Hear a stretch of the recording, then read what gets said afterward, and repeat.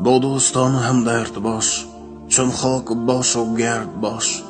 دور از بر نامرد باش، یک روز باش و مرد باش. دور باش از فعلی زنی، از ناکسی و رهزنی. هرگز مکن طول منی، یک روز باش و مرد باش. 100 سال نامردانه حیف، نامرد را جانانه حیف. بر او زنی دیوانه حیف، یک روز باش و مرد باش. هرگز یگان وقت بهر زن، از پشت مادر گپ مزن. این کار مرد نیست کار زن، یک روز باش و مرد باش. دل پاره بنمود مادرت، از سوز و از درد سرت. باشد همیشه در برت، یک روز باش و مرد باش. بنما پدر را احترام، با مهر بر او کن سلام.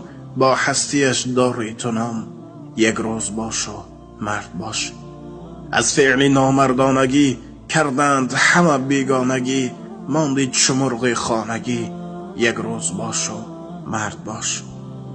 هرگز مخور تو حقی کس، نیشه مزن مثل مگس. بر قدر یارانت برس، یک روز باش و مرد باش. هرگز نکردی بندگی، از خود بماندی گندگی. یاران زی تو دل کندگی، یک روز باش و مرد باش. زهر می چکانی مثل مار، بر قلب هر یک بیمدار. روزی تو هم می گردی خوار، یک روز باش و مرد باش. دو روی از زن بدتر است، هم بدتر از گاو و خر است. ناآدم و ناباور است، یک روز باش و مرد باش. فخری تو از جاه و جلال، او می رود هرگز نبال. فردا بیمانی در چه حال، یک روز باش و مرد باش.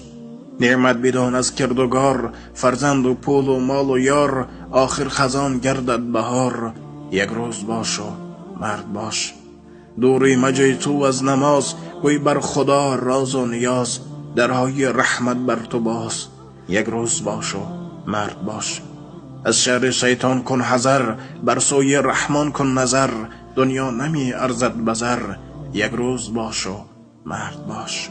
این عمر ما تکرار نیست، جای غم و آزار نیست. سوزی چو سوز نار نیست، یک روز باش و مرد باش. خواهی بمانی در بهشت، دور باش از هر فعل زشت. باید عدالت را بکشت، یک روز باش و مرد باش. چی می دهد کبر و غرور، دوستان ز تو گردیده دور. انجام کبرت زیر گور، یک روز باش و مرد باش. می گردی والله استخوان، از ذکر حق غافل نمان. می گویمت از سوز جان، یک روز باش و مرد باش.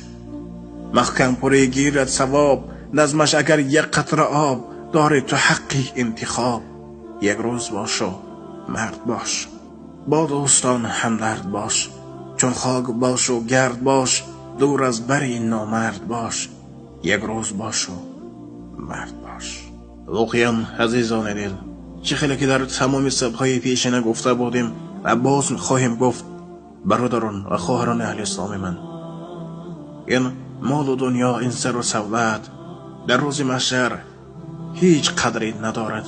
اگر سر و سولت داشته باشی و مال و زر داشته باشی، ولیکن اعمال ناپاک داشته باشی، نسبت یک انسان ظلم کرده باشی و از دنیا نامی بد ترک کنی، در روز محشر برای هر یک اون عمل زشت خود جواب خواهیم داد.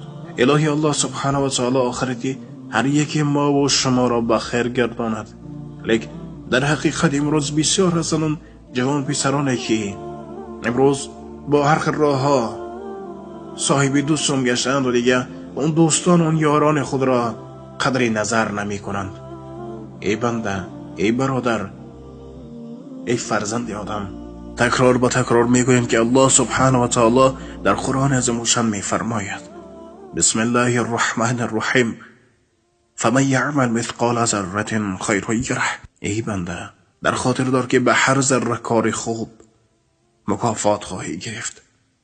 فمن یعمل مثقال ذره شرا یره، به هر ذره کار بد سزا خواهی گرفت. پس به حرمت خداوند ای دوست من، از خود یک نام گذار که در آینده تو را با شادی به یاد بیارند. از خود یک نام گذار که تو را فقط در حق دعای خیر کنند. از خود یک نام گذار که تو را فقط در دلهای خود با نام نیک جای کنند. خداوند متعال همه ما و شما را در حفاظت خودش نگه دارد و از راه خطا، از عمل خطا در حفظ امانت خودش نگه دارد و برای راست اهدنا الصراط المستقیم هدایت فرماید. و البته نگفته نماند که این مصرعی که در بالا شنیدین از جانب برادر یال قدر ما و شما اکی جمشید محکمپور ایجاد گردیده. الله سبحانه و تعالی این برادر را در حفاظت خودش نگه داره و برای کار رزق روزی حلال نصیب روزشون گردانه و قلم این برادر را برا گرداند. و السلام علیکم و رحمت الله و برکات.